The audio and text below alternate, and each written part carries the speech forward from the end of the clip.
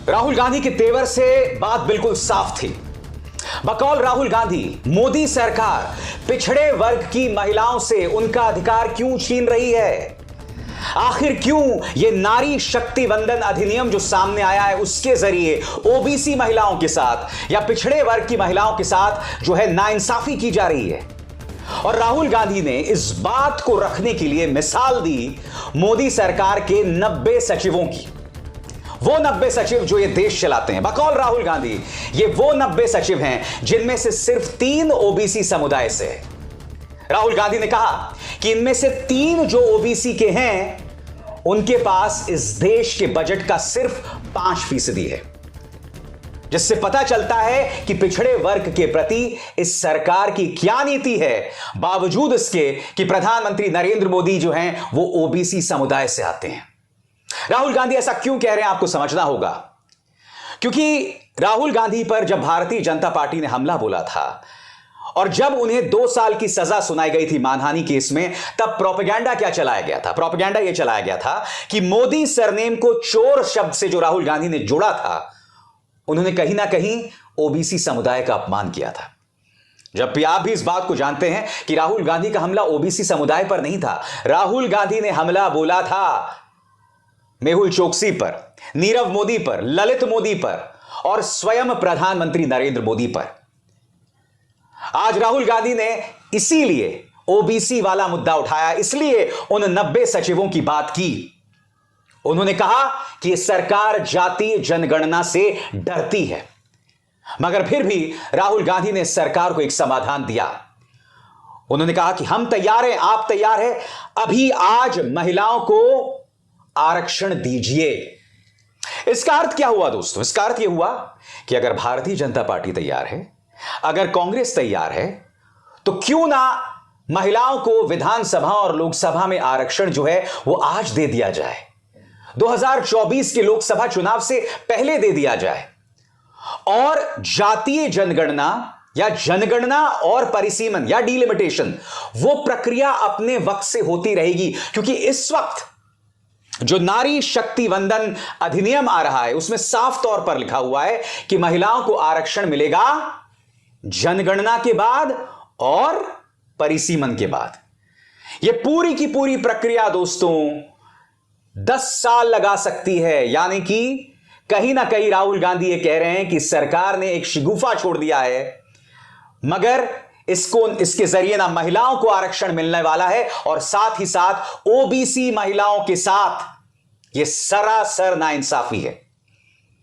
राहुल गांधी के लहजे में वो कसक थी जो वो महसूस कर रहे थे जब उनके खिलाफ मानहानि को लेकर केस किया गया था और उनकी सांसदी जो है वो छीन ली गई थी।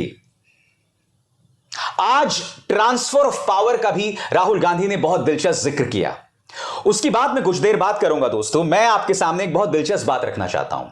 राहुल गांधी की ठीक बात देश के गृह मंत्री अमित शाह उठे। अमित शाह ने अपने भाषण की शुरुआत में बेटी बचाओ बेटी पढ़ाओ की बात की।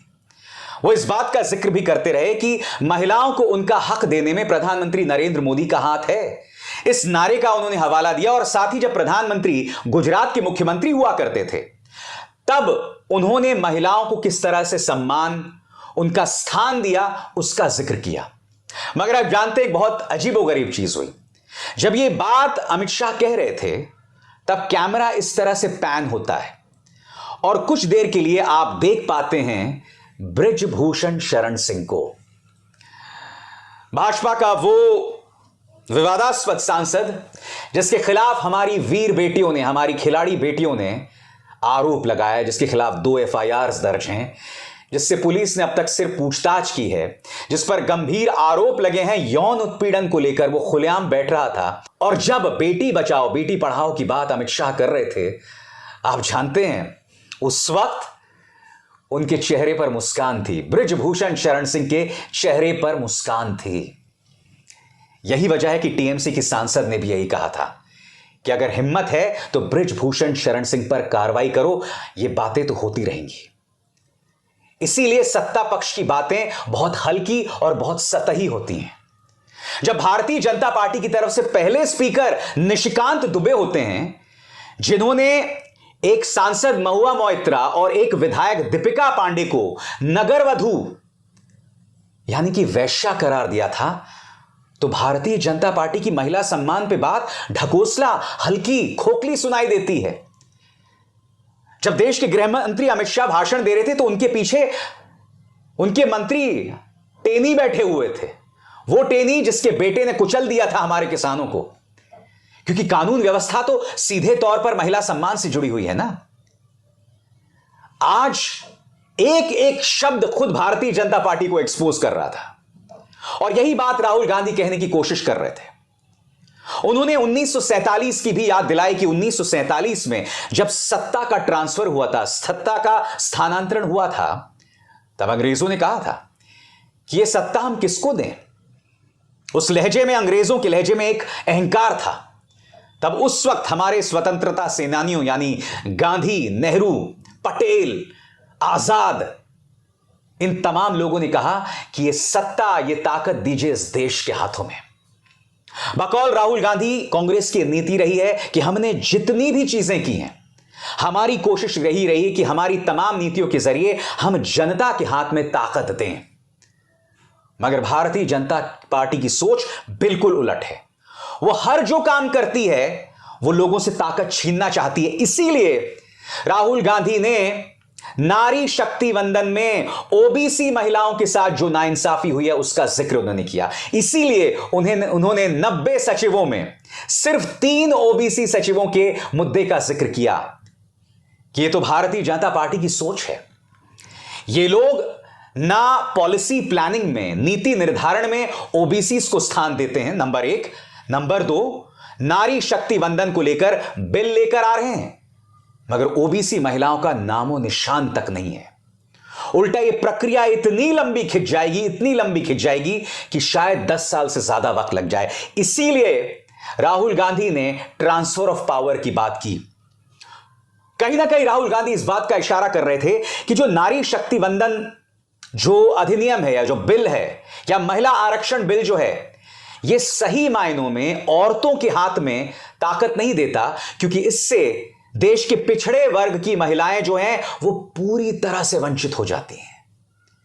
न सिर्फ वंचित हो जाती हैं बल्कि ताकतवर, और इस समाज की जो पैतृक सोच है, पेट्रियार्कल सोच है, वो हमारी महिलाओं पर अत्याचार करते हैं। क्योंकि मैंने कहा ना, जब कैमरा पैन हो रहा था तो हमारे सामने 2 चेहरे थे, बृजभूषण शरण सिंह और टेनी।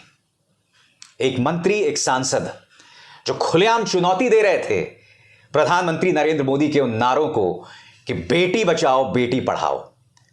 क्या बेटी बचाओ और क्या बेटी पढ़ाओ जब आप इन पर एक कार्रवाई ना कर सके। विपक्ष इसीलिए बात कह रहा है। इसीलिए इंडिया गठबंधन के तमाम सांसद कह रहे हैं कि यह महिला आरक्षण विधेयक नहीं है, यह महिलाओं को बेवकूफ बनाने का बिल है।